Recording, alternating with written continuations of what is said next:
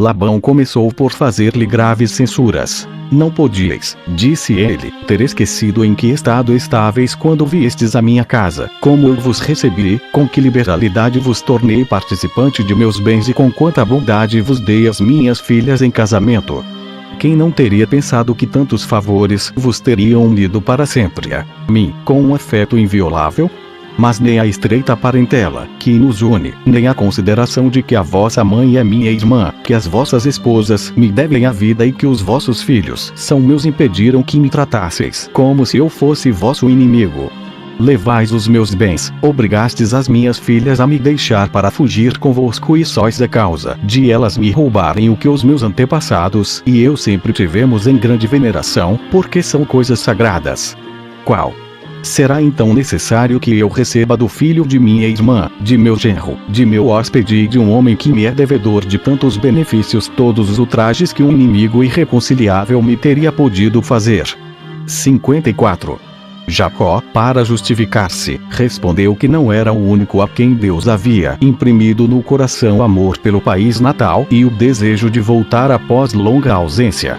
Quanto à acusação de tê-lo roubado, qualquer homem justo julgaria que tal censura se ajustava ao próprio Labão, porque, em vez de lhe agradecer por ter não somente conservado, mas aumentado tanto os seus bens, vinha queixar-se de que lhe havia sido levada uma pequena parte.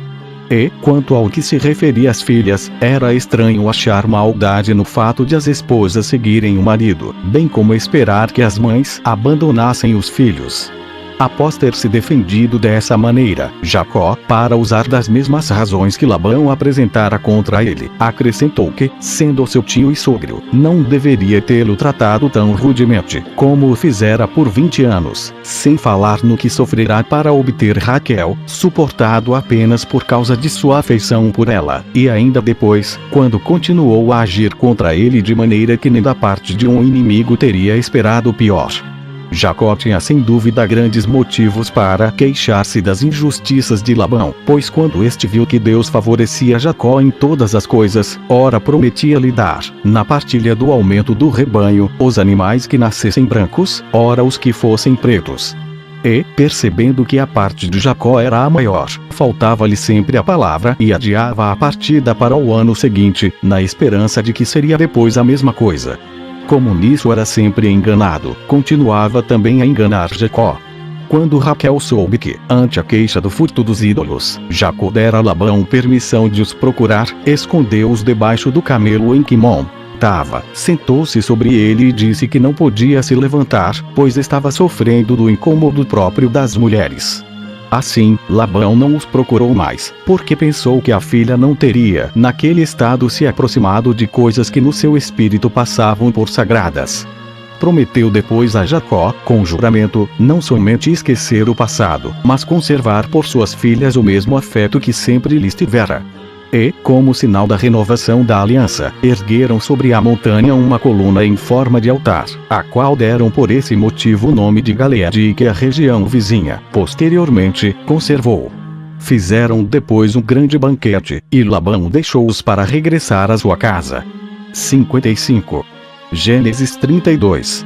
Jacó, por seu lado, continuou a viagem para Canaã e no caminho teve visões, as quais o fizeram conceber tão grandes esperanças que chamou Campos de Deus o lugar onde as tivera.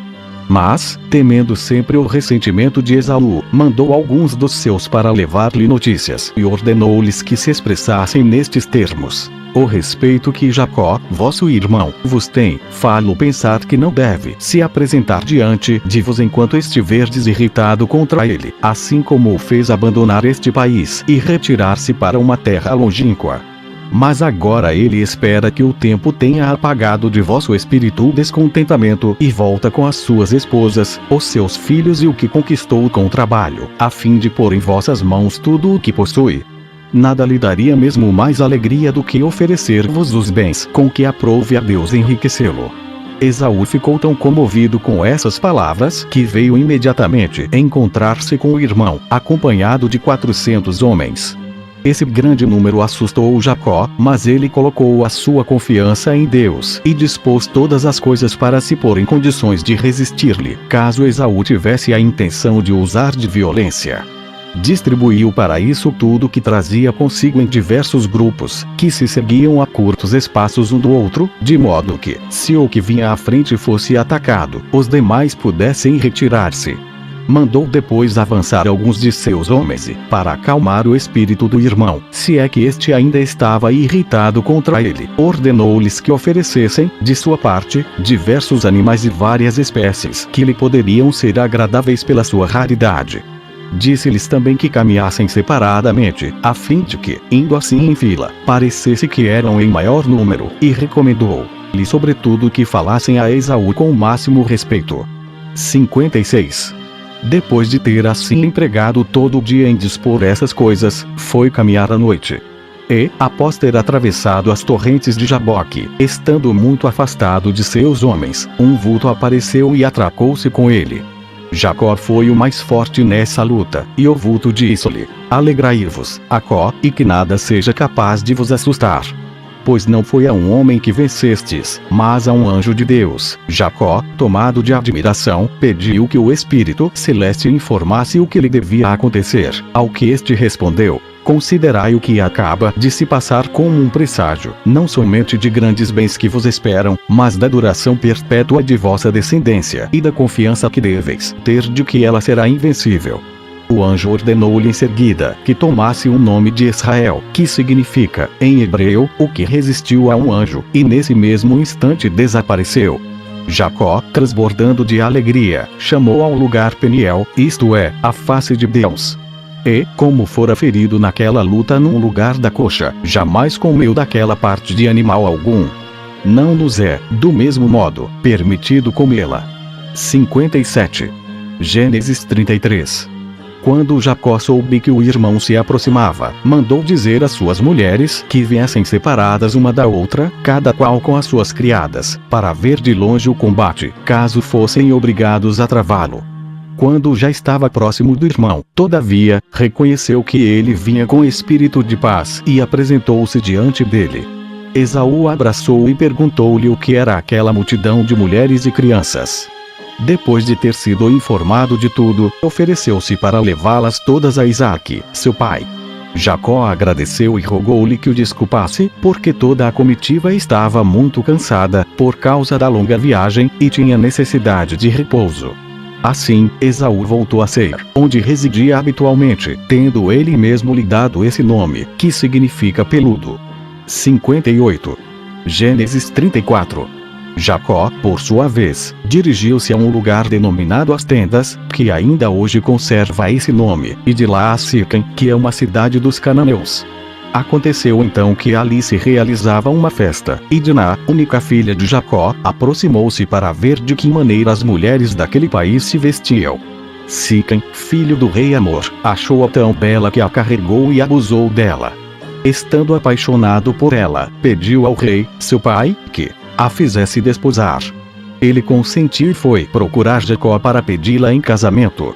Jacó ficou muito embaraçado, porque, de um lado, não sabia como recusar a filha ao filho de um rei, de outro, julgava que sem consciência não podia dá-la a um estrangeiro.